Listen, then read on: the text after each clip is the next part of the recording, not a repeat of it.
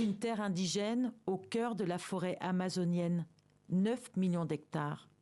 Une terre censée être inviolable et protégée, mais en réalité pillée et souillée. Famine, maladie, c'est la lente agonie des Yanomami. Ces images d'enfants au corps décharné ont choqué. Le Brésil a décrété l'état d'urgence sanitaire. Des hôpitaux de campagne sont montés en toute hâte. À peine investi, le président Lula s'est rendu dans l'état de Roraima, dans le nord du pays.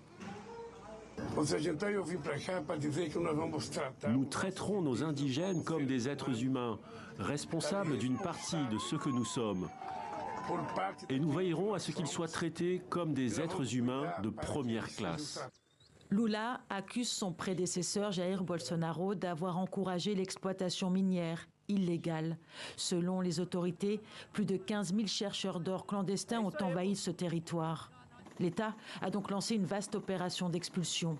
Policiers et soldats ont été envoyés pour déloger les orpailleurs. Mais plusieurs milliers ont déjà commencé à fuir bien avant.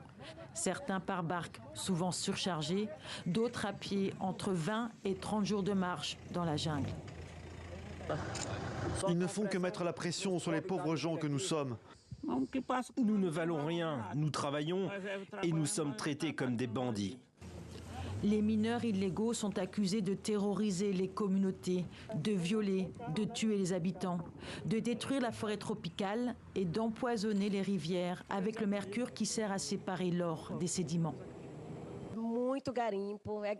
Nous avons vu beaucoup d'exploitations minières illégales. C'est interminable. Le territoire a été entièrement occupé. Il y a beaucoup de destruction, de pollution. Les Yanomami n'ont pas d'eau potable. Ils nous supplient. Ils veulent purifier cette eau. Ils veulent de l'eau à boire. 30 000 indigènes vivent sur ce territoire entre le Brésil et le Venezuela. En 4 ans, 570 Yanomami sont morts de maladies non soignées. La justice brésilienne a ouvert une enquête pour génocide.